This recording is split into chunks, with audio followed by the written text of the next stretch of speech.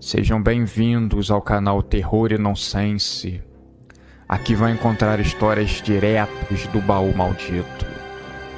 É recomendável ouvi-las com fone de ouvido. Não deixe de curtir e nos seguir aqui, ajuda bastante o nosso canal. Vamos para as histórias.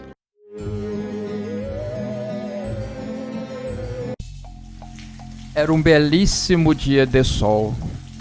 Escobar estava animado com a possibilidade de um ótimo mergulho. Ele explorava cavernas submarinas. O seu sonho era de encontrar um dia os maiores tesouros que estão perdidos no mar. Com o seu equipamento de mergulho, ele não conseguia ir tão fundo, mas em certas partes do mar, ele já encontrou alguns navios naufragados. O sol hoje está demais, não acha, Tobias? Tobias era o motorista do barco e fiel amigo de Escobar. Ambos tinham entrado nessa missão louca de achar tesouros. No momento, Escobar estava vestindo seu traje e pronto para mergulhar. Ele via com alegria os peixes nadando tão perto que só de esticar os dedos ele conseguia roçar em suas escamas. Mas ele não tinha muito tempo a perder. Começou a descer até onde ele sabia e que existiam algumas cavernas, prontas para serem exploradas. Era sempre um momento de excitação. O que será que eu vou encontrar? Ele pensava. Escobar chegou até perto do fundo dessa parte do oceano. Um pouco de luz solar ainda chegava até aquele lugar. Ele, com uma potente lanterna presa ao capacete, viu algo brilhando no fundo. Ele se aproximou para dar uma olhada. Quando ele viu o que era, Escobar levou um susto. Era uma orelha humana, ainda fresca, como se tivesse sido arrancada recentemente. O silêncio era absoluto, quebrado apenas pelo som abafado das bolhas de ar do respirador do mergulhador.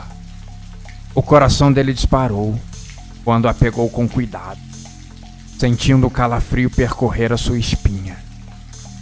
Decidido a descobrir a origem daquele macabro achado, ele nadou mais fundo na caverna submersa que ele havia encontrado. Cada metro adentro revelava ossos e restos de mergulhadores desaparecidos, espalhados pelo leito marinho. A visão era aterrorizante. Uma perna, um pedaço de braço. Ele chegou até ver um pequeno olho caído com o nervo preso. Tobias, tem algo muito estranho aqui embaixo. Você ficou sabendo de algum acidente recente nessa área? Estou achando partes de corpos humanos. Algo sinistro demais. O amigo, que nessa hora estava deitado pegando sol, escutou o Escobar falando no rádio. No momento, ele não se lembrava de nada. Apenas pediu que o mergulhador voltasse. Eles poderiam mergulhar em um lugar mais adiante, mas Escobar negou. Agora ele estava intrigado. Precisava descobrir o que tinha acontecido, antes de poder chamar as autoridades responsáveis. Ele era experiente e saberia quando algum perigo fosse surgir. Enquanto ele avançava, uma sombra se moveu rapidamente ao seu redor. Ele girou, iluminando com sua lanterna o vazio sombrio da caverna. O medo começou a tomar conta dele, mas a sua determinação em desvendar o mistério era mais forte. Ele sentiu que algo se aproximava rápido demais. Escobar tentou voltar, mas algo agarrou sua perna com uma força descomunal, arrastando-o para a escuridão, que era total naquela parte da caverna. Um manto opressor que envolvia Escobar, enquanto ele era arrastado para as profundezas dela. A pressão aumentava, comprimindo seu corpo e mente. Ele tentou lutar contra o pânico, mas o terror da situação o consumia. A força que o puxava parecia desumana. Um puxão firme e decidido, impossível de resistir. Mas ele lutou, desesperadamente, chutando e tentando se soltar. Mas a força era implacável. Sua lanterna tremulava, lançando feixes erráticos de luz, que revelavam vislumbres da criatura que o segurava. A última coisa que ele viu foi uma criatura grotesca, feita de partes humanas, seus olhos brilhando com uma fome maligna. A criatura era uma mistura de restos humanos. Ela aguardava pacientemente na sua caverna a chegada de mais aventureiros, almas corajosas que invadiam o seu reduto, para ela enfim agarrá-los e poder saciar a sua fome. Após o que pareceram horas, mas na verdade eram apenas minutos, a criatura parou. Escobar foi jogado contra uma superfície dura e áspera. Seus olhos, já acostumados à escuridão, captaram formas distorcidas à sua volta. Eram esqueletos e restos mortais de outros mergulhadores, amontoados em um canto da caverna. A lanterna tremulante ainda estava presa ao seu capacete, iluminando fracamente aquele lugar macabro. O monstro estava lá parado, olhando Escobar fixamente. O mergulhador estava em pânico. A todo momento ele tentava contato com seu amigo no barco, mas o sinal havia sido perdido. Ele não tinha muito mais tempo de ar no tanque. Ele ia morrer ali, naquele lugar remoto, devorado por uma criatura que ele não sabia nem que existia. Mas Escobar percebeu que o monstro não estava mais com fome, pelo menos não naquele momento. O monstro devia estar esperando a fome chegar para comer o pobre mergulhador, guardando uma refeição para mais tarde. Quando Escobar, entendendo essa pequena vantagem e o tempo que ainda lhe restava, tentou fugir. Mas a criatura esticou um tentáculo e o agarrou, o mantendo por perto. Escobar retirou uma faca e tentou se soltar, sem sucesso. Aquela enorme faca que ele usava em determinadas situações, naquela, não o ajudaria. A criatura tinha um olho enorme, que observava todo e qualquer movimento do homem. Não poderia deixar escapar a sua presa. Quando Escobar estava prestes a desistir de qualquer coisa e apenas aceitar a sua morte, sendo tragado pelas profundezas, um arpão passou zunindo seu ouvido e acertando em cheio o olho da criatura. A criatura urrou e começou a se agitar, liberando uma toxina escura que estava empesteando a água, como um miasma de proteção. Nessa hora, Escobar sentiu um grande puxão no braço. O seu oxigênio estava acabando, mas o seu amigo Tobias estava ali para fazer o seu salvamento. Na longa subida, a criatura seguiu eles por um breve período. Depois desistiu, retornando à sua caverna, contrariada de ter perdido uma ótima refeição. No barco, enquanto Escobar ainda tentava se acalmar e lutava para voltar a respirar normalmente, Tobias mostrou para Escobar a orelha que estava na entrada da caverna. É de plástico, devia ser de algum boneco. E ambos caíram na risada. Mas Escobar sabia. Talvez a orelha fosse ser de brinquedo, mas os restos humanos que compunham aquela criatura, Escobar sabia, eles eram reais.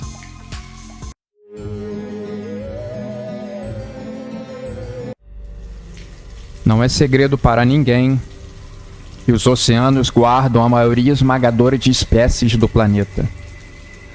Que a vida, nesse pequeno planeta azul, começou na água, e que conhecemos mais sobre os astros do sistema solar do que do fundo dos nossos oceanos. Existem regiões que passam dos 10 quilômetros de profundidade. E lá embaixo é uma pressão absurda. Sem luz, um ambiente completamente inóspito. Mas que mesmo assim, existem dezenas de peixes e organismos vivendo nessas regiões. Surreal pensar nisso. Querendo conhecer a grandeza dos oceanos, uma empresa futurista recebeu lançar o seu imenso submarino, com iluminação e super tecnologia, câmeras hipermodernas para filmar tudo, captação dos peixes para serem estudados, todos os tipos de instrumentos de medição, enfim, uma ferramenta completa. Um grupo seleto de cientistas e 3 pilotos foram contratados e toparam se aventurar. A descida demoraria algumas horas.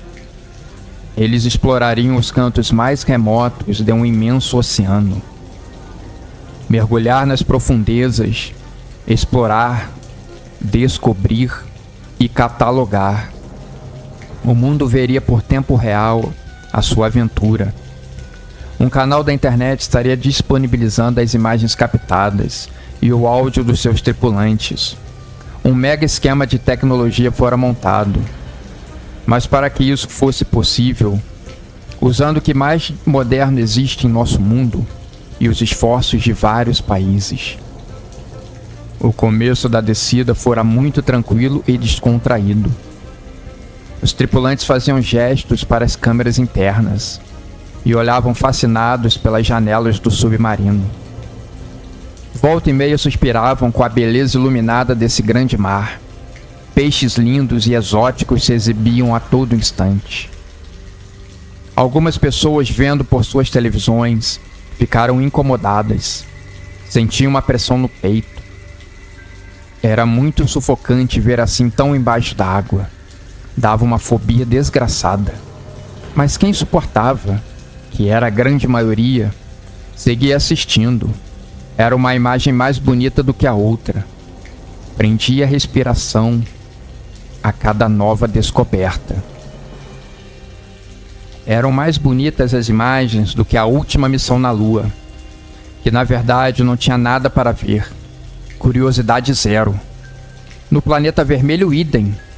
Se prendeu apenas a atenção achando que alienígenas brotariam e matariam os astronautas. Ledo engano. Uma monotonia chata demais. Conforme o submarino ia descendo, novos mundos totalmente escondidos estavam sendo revelados. Uma cidade submersa completa apareceu diante dos olhos dos tripulantes. A central de comando ficou em choque. Pensaram até em mandar a desligar as imagens. Vai que o mundo observa algo que deveria ser mantido em segredo. O comandante da missão estava com medo de receber uma ligação ameaçadora do presidente, mandando desligar a missão e trazer à tona o submarino. Mas isso não aconteceu. O piloto principal recebeu as ordens de ir investigar, chegar mais perto, desde que tomasse todos os cuidados possíveis e fosse embora no primeiro sinal de perigo. Com cautela, o submarino foi explorando, iluminando cada canto daquela cidade perfeita. Formações que pareciam um estádio de futebol. Enormes prédios tomados pela fauna marinha, algo que lembrava um Capitólio. A cidade era imensa. Quanto mais o submarino revelava, mais parecia ter para revelar. Um vulto passou. Uma tripulante assustada apontou pela janela, gritando que tinha visto algo. Será que alguém viu pela televisão? Um outro tripulante avistou um vulto também. Ele apontou o dedo na mesma direção da sua colega de viagem. Pouco a pouco, vários vultos foram aparecendo no submarino, passando pelas janelas laterais, fugindo da luz direta. Eles pareciam ter medo. Uma batida no casco. Os sensores começaram a registrar que barulhos muito agudos estavam sendo emitidos. O chefe da missão mandou que o capitão voltasse. Ele estava tentando submergir pouco a pouco, mas o submarino havia sido pego por alguma coisa. A energia começou a piscar. Barulhos do casco eram mais fortes agora, sacudindo toda a estrutura. A transmissão com o mundo fora cortada. O piloto gritou por ajuda no rádio. O pessoal da base de operação começou a ouvir gritos de pavor. Uma criatura horrenda colou o rosto na janela e bateu sua cabeça contra o vidro. Assustados, apavorados, os tripulantes apressavam o piloto, que nada ele podia fazer.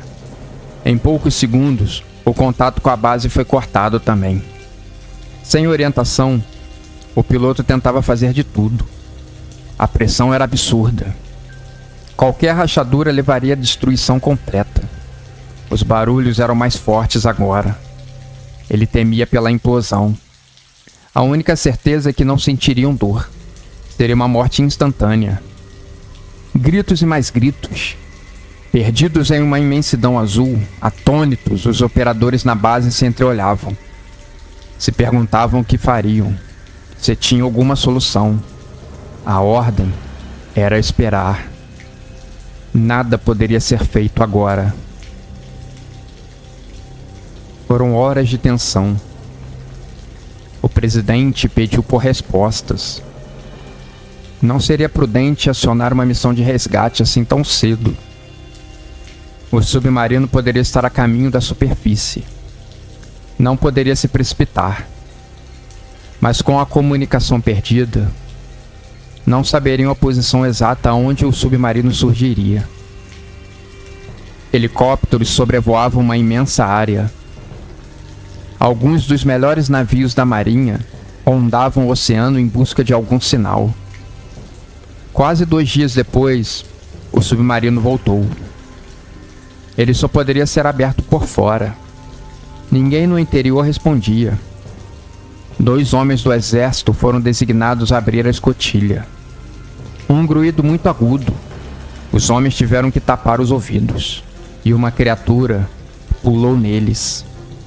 Em pouco tempo, o navio fora tomado por dezenas de criaturas, que rapidamente mataram todos os tripulantes. O sangue jorrava pelas paredes do navio, e as criaturas estavam rumando para a terra firme.